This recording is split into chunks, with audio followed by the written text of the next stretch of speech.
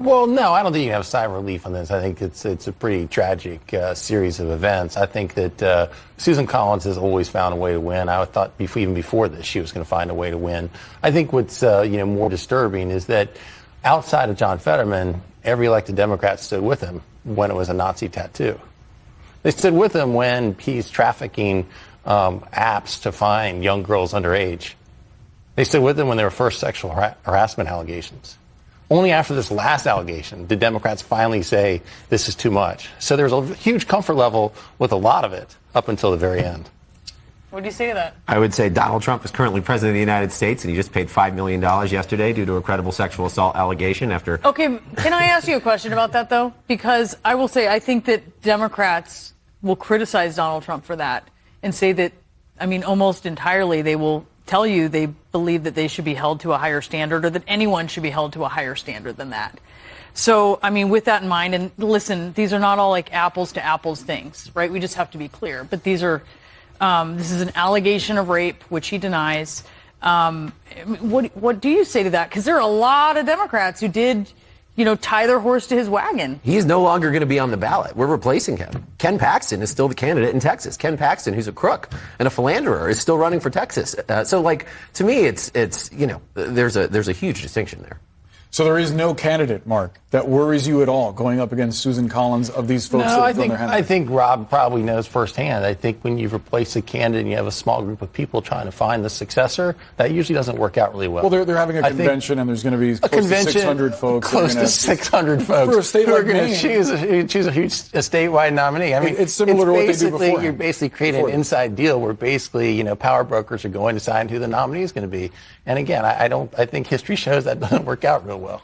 All right, so if a candidate is going to become the party's nominee very soon, and Mark has his idea about how it's going to happen, what lessons can you take in this very abbreviated, compressed amount of time from the Biden exit when it comes to this? Yeah.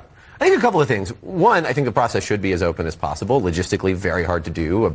You couldn't do a real primary in 2 weeks, so they have to balance that. But I also think you have to remember that, 72% of Democratic voters did vote for Graham Platner. The thing about the switch with Biden to Harris was this explosion of enthusiasm, of grassroots momentum, of all of that.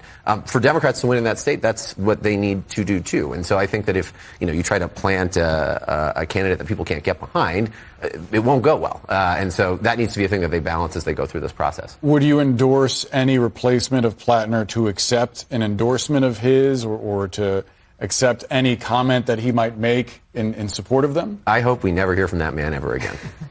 And does Susan Collins hope that maybe we do? Oh, I'm sure she does in some ways. I think that there's a lot of reasons just from a crass political perspective to think he would have been a flawed candidate that she would have fared better against. I think the reality is that President Trump's numbers are still very low in Maine.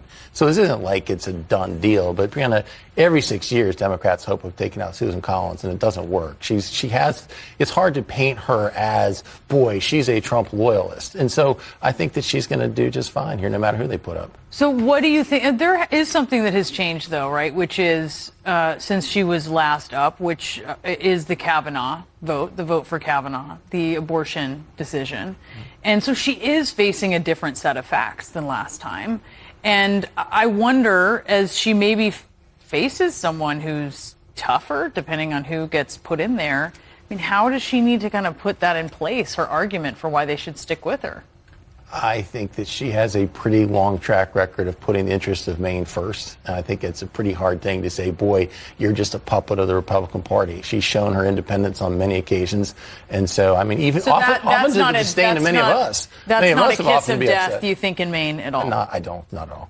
I don't think that's the driving force in this election cycle in any way. Rob, before we go, if you were doing an autopsy of Graham Platner's candidacy, to what would you attribute his ascension, the fact that he's made it this far despite all the red flags that you pointed out? Well, this is the thing you have to pay attention to. The thing with Graham Platner is if you actually look who was voting for him, it was normie Democrats. He was underwater with working class voters.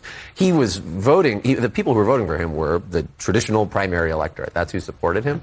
And so, I think that is a thing you have to take to the bank, which is that Democrats are really mad right now. They're really mad at Washington. They're really mad at the failures to hold Trump accountable. And so I do think that rise came from somewhere. And I think we have to be smart and wise about that. Look, I think there's a lot of unrest on both sides. I think you've had a series of change elections, more so than American history, like the last 10 years. It keeps being a change. There needs to be, authenticity from candidates in this kind of environment. But I think this is going to be a very steep hill for Democrats to climb. I do think that overall the midterm cycle certainly favors them. But I think in Maine, Susan Collins is going to be just fine.